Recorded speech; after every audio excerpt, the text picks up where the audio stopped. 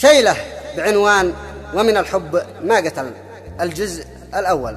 كلمات الشاعر أبو صقر حميد الصماط، أداء الشاعر أبو مالك المشرقي، تسجيلات الهلال المشرقي، الجمهورية اليمنية صنعاء، جوال 77 300 88 68.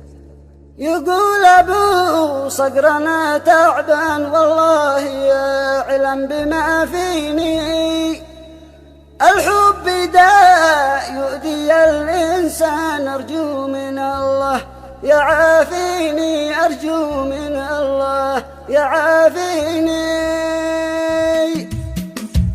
يقول أبو صقرنا تعبان والله يعلم بما فيني، الحب داء يؤذي الإنسان، أرجو من الله يعافيني. يقول أبو صقرنا تعبان والله يعلم بما فيني، الحب داء يؤذي الإنسان، أرجو من الله يعافيني. عمري وأنا العاشق الولهان مفتون، والحب يؤذيني، وبات طول الدجى سهرا والهم والغم يغزيني. يقول أبو صقرنا تعبان والله يعلم بما فيني، الحب داء يؤذي الإنسان، أرجو من الله يعافيني. والبعد قطل والحرمان لا سامح الله محبيني، سئمت عيشي من الهجران ولا نعيما يواسيني. واشكي لي ماء من جفا الخلان جاء طبيبي يداويني، يكشف على القلب والوجدان ويشوف حالة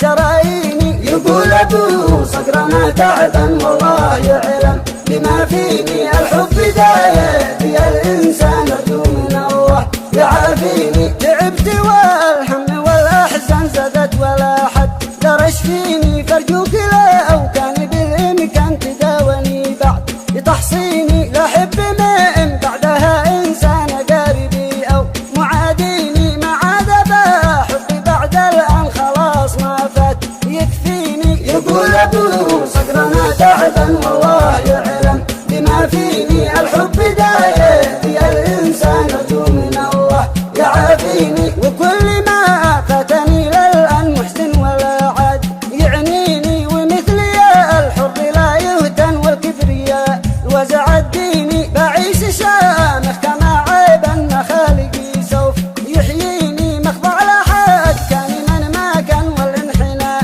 لا يلق فيني. يقول أبو صقرنا تعبان والله يعلم بما فيني، الحب داء يؤذي الإنسان، أرجو من الله يعافيني، أرجو